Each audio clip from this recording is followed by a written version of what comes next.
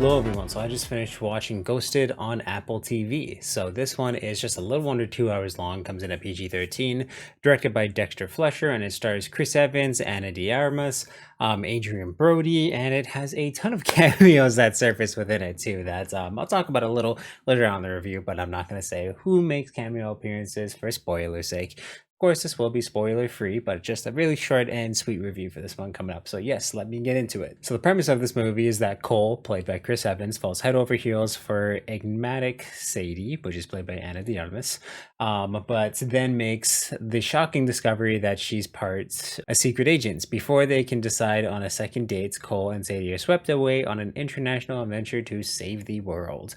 So she works for the CIA, FBI, don't really know. There's just such mystery around, again, to who she actually is. Chris Evans is just a small town farm boy who's never left the country, never pursued really any of his own interests.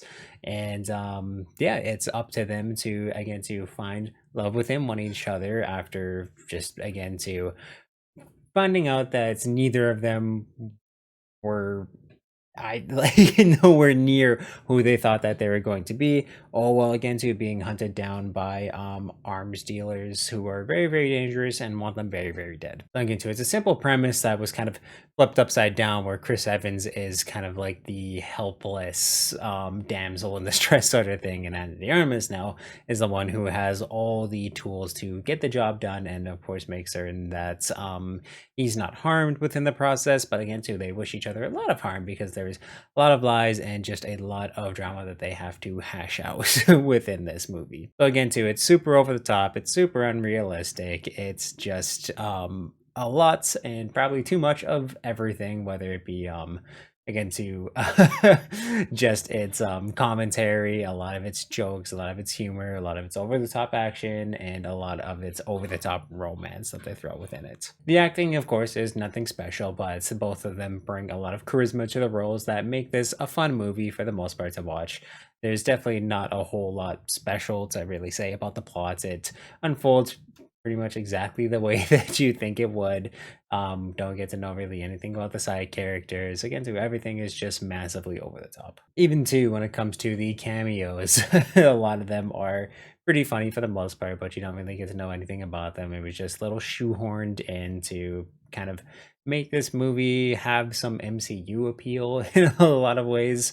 I mean, they're fun and funny enough, but a lot of them just kind of go down the same structure and formats as all of them have, where again, so a lot of the cameos are just former co-workers turned to lovers from Anna de Armas, and they all have the same story and the same fate kind of sort of thing. So yeah, nothing really special when it comes to, again, having these little cameos. They're just shoehorned in for comedic relief for the most part. And when it comes to the action, it's honestly decently filmed for the most part. It cuts away way too often and maybe does a little too much slow-mo.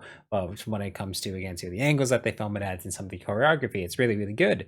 But what really holds it back a lot of times is they play really weird music like Uptown Funk over the fight scenes and things like that. So that's when you have someone as talented as Lauren Bolf doing the music for this, I don't think I ever want to hear all these super like popular pop songs coming into an action movie, things like that. So that just again to felt very, very out of place and just again to shoehorned in because they needed to use these songs to get promotion and money for the movie. Like things like that is kind of what it sounded like, because there's no way that someone put the music in here and thought that it fit well and perfectly. So really with that, there's nothing more that I can say. It's just dumb fun to turn on and blast through in 2 hours. So really with everything together, I'm gonna have to give Ghosted a 5 out of 10. It's nothing special, nothing that I'm really gonna recommend you go out of your way for, but it's there. If it's on Apple Plus, if you want to go ahead and give it a watch. But if you've seen Ghosted, please let me know what you thought about it in the comments down below. And of course, if you like this review, definitely give it a thumbs up, and you can check out everything I do on this channel through my playlist down below, and I'll link some up top here for convenience sake. Thank you for subscribing and turn that little ringer on so you know when I upload new videos. If you want to check out the description of this video on my channel bio, there's a link to the Medium Mountain, which is my Discord, where we talk about movies, video games, comic books, TV, pretty much everything that's awesome in this world. So you definitely join that amazing community. I'll make you more amazing than this already. And yeah, just awesome, guys.